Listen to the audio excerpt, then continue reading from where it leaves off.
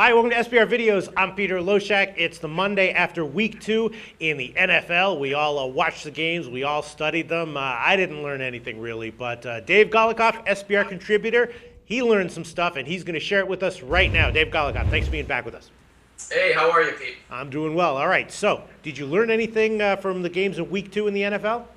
Yeah, absolutely. We got the second piece of this puzzle. Oh. I can dive right into it, or if you have specific questions, let's talk. Okay. I'll tell you one thing. No, I learned some things. I'm not going to share everything because some of these are very valuable secrets. I learned one thing, though.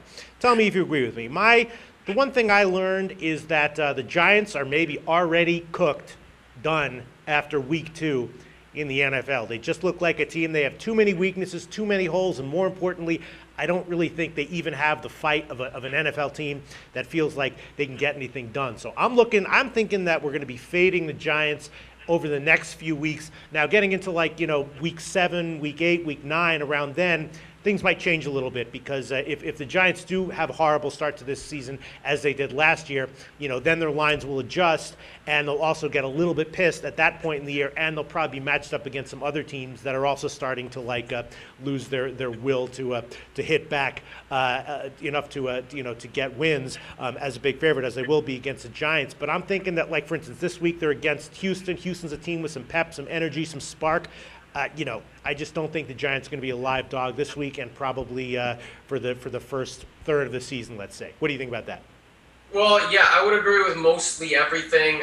In general, I do agree with your point. I would just add, before we dive into this, the one caveat is this week. I would disagree with you a little bit just because, think about this. You got a Houston team that we don't know a whole lot about. They beat Washington in week 1.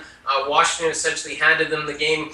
Then they go to Oakland, who's probably, if the Giants are the worst team in the NFC, Oakland's easily the worst team in the AFC. Sure. So Houston hasn't proven a whole lot, and now they've got to go back-to-back on the road from West Coast to East Coast, indoor team playing outdoors. A couple things I don't like with Houston there, but in general, I agree with you on the Giants. This is a team that looks like they are tuning out Tom Coughlin. A lot of people forget that Tom Coughlin, one of his signatures as a head coach of a football team is discipline. He used to take over teams and they would be very disciplined with the football, avoid penalties, avoid mistakes. The Giants were a complete mess with the football in terms of giveaways last year, and that has simply continued this year. And, you hope to see a little bit of change from year to year. There's a new offensive coordinator, this and that, new running game. It has not changed. Eli Manning is still a mess. 4 picks for him in 2 games and another couple fumbles for the Giants. This team is horrible. You take a look at last week's loss. This is the Giants in a nutshell. Twitter went bananas when this happened, but Victor Cruz, easy 3rd down conversion. Ball bounces off his chest, or he doesn't make the play. The Giants have to end up punting. They punt to Ted Ginn. He returns it for a touchdown. Ensuing kickoff, Giants fumble. Bada bing, bada boom, the game is over to Drew Stanton and the Arizona Cardinals. The Giants are a mess right now.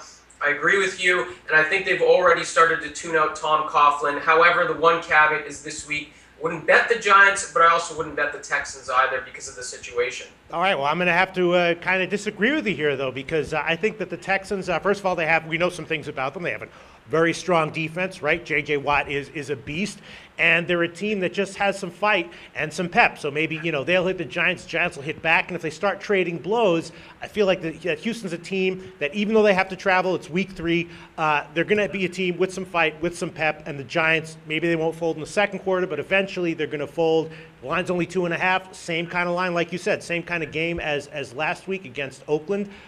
Eventually, I think that the Giants are going to fold in this game. But all right, we'll agree to disagree. What else did you learn this week from watching games NFL Week 2, Dave Golokhov? Yeah, I think I'd hone in on a couple of quarterbacks, starting with the other New York team.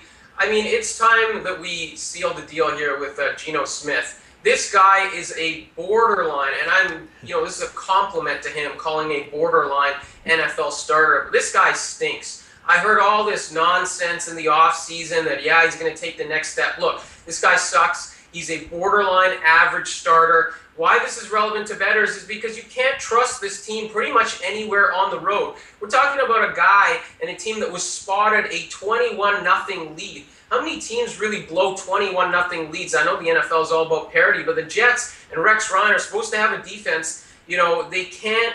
The reason that they blew that 21-0 lead is because they couldn't get a first down in the second half. Geno Smith is 3 and outs. Chris Johnson, CJ2K. Remember when he ran for 2,000 yards? I don't, because it's been so freaking long ago. That guy sucks too.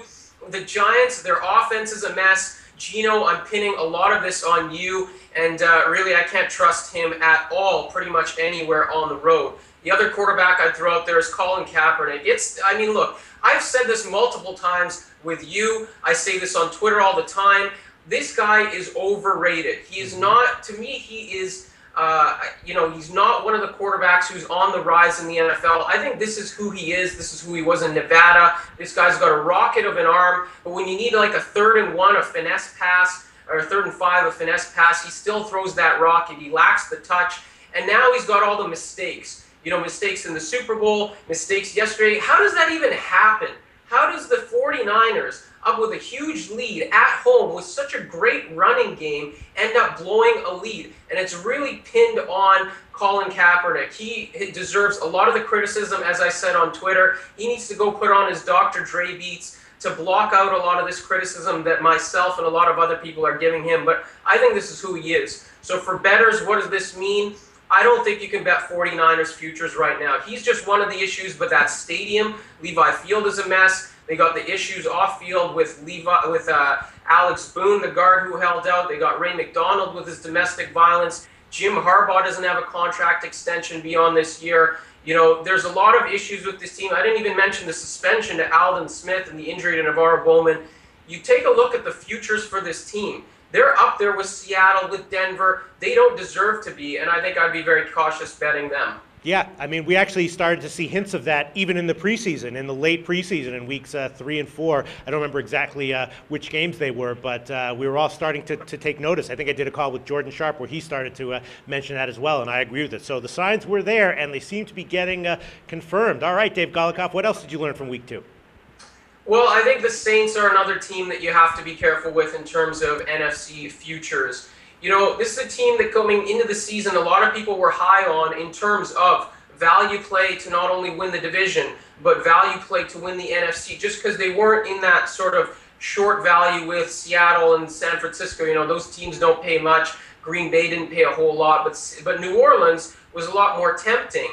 But you take a look at this New Orleans team now, 6-12 in their last 18 road games.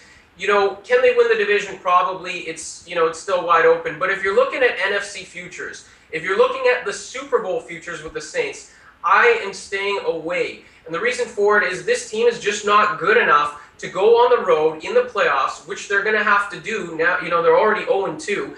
And win multiple road games. Can the Packers do it? Yeah, I believe the Packers can do it. I believe the Packers can win pretty much anywhere with Aaron Rodgers. But the Saints, I don't know whether it's the indoor to outdoor situation, whether it's the traveling, whatever it is, but that team is not good on the road. They're already behind the 8 ball right now at 0-2. I hear a lot of people on Twitter saying, hey, I still like them to win the Super Bowl. It's even better value now to win the NFC. I disagree. This team is not going to win multiple road games and cash in for those futures for you. All right. Well, hey, maybe right now when they're 0-2 is like the perfect time to bet them. Maybe they'll go on a run, and all of a sudden, their odds will be looking a whole lot better, and you could have gotten them now when they were at their low point.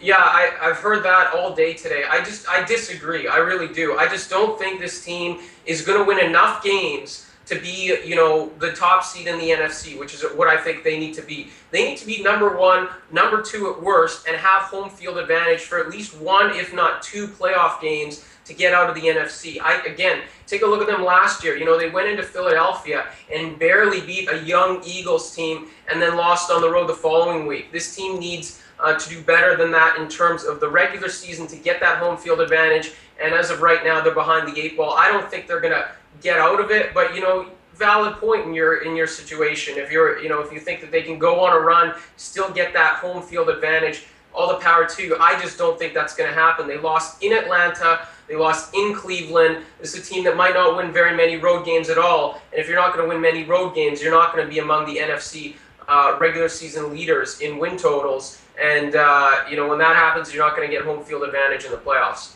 All right, fair enough, Dave Golokhov. Thanks so much for sharing with us the education that you received in week 2 of the NFL. Talk to you again next week. All right.